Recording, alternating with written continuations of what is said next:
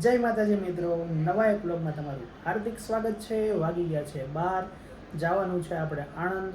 વરસાદ થોડી વાર ઊભો રહી ગયો છે તો આપણા બે પરમ મિત્રને લઈને આપણે પહોંચી જઈએ સ્ટેશન। તો ચાલો કન્ટિન્યુ।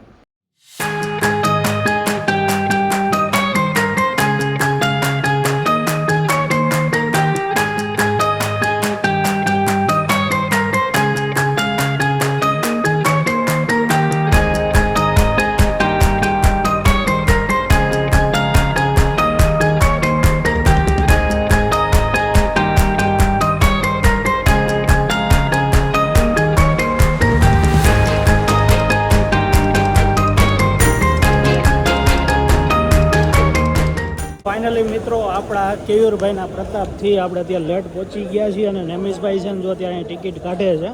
બસનો આપણે ટ્રેનનો ટાઈમ હતો કંઈ 1:30 વાગ્યા આજુબાજુનો, અત્યારે છે 2:25નો। નેમિશભાઈ ટિકિટ કાઢી લીધી છે તો ડાયરેક્ટ મળીએ ટ્રેનમાં।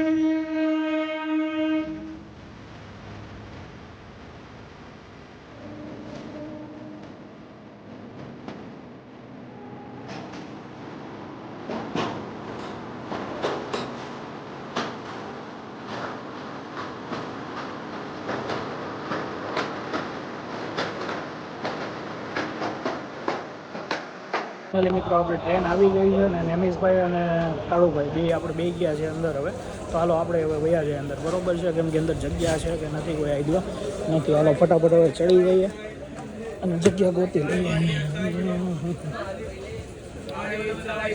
છેલ્લે જગ્યા ફૂલ લાગે છે। કંઈ નહીં, ચાલો મિત્રો મળીએ આગળ, બરોબર છે? જગ્યા થઈ જાય પછી બ્લોગ શૂટ કરી નાખીએ। મોર્નિંગ મિત્રો, ફાઇનલી આપણે આણંદ સ્ટેશન પહોંચી ગયા છીએ ને હવે ત્યાંથી જવાનું છે આપણે પંચોરા ચોકડી પાસે કાંઈ ઊંટખેરી ગામ છે, તો ત્યાંથી આપણે કામ પતાવીએ અને પછી આપણે આગળ બ્લોગમાં મળીએ। તો ચાલો બ્લોગમાં બન્યા રહેજો। આવી જાવ લોકો, બિસ્કિટ ખાવા તમે બધાય। કાલે બિસ્કિટ ખાવી છે એક અમાર નાંગ જોવા દે અહીંયા લે। હું લેશો? હું લેશો? પાણીની બોટલ।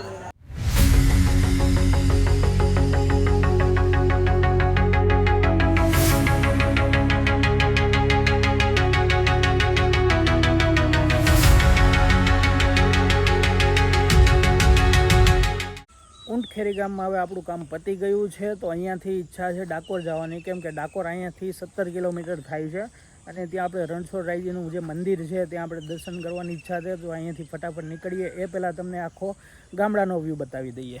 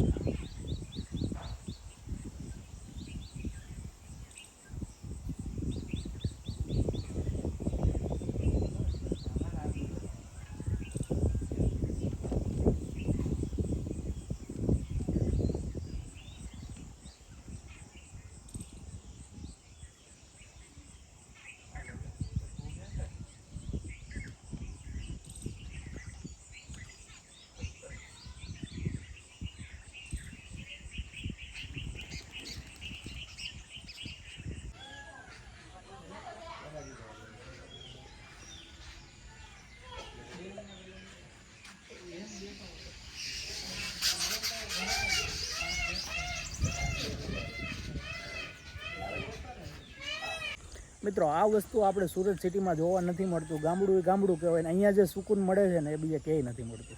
તો ચાલો આપણે નીકળીએ ફટાફટ હવે ડાકોર જવા માટે।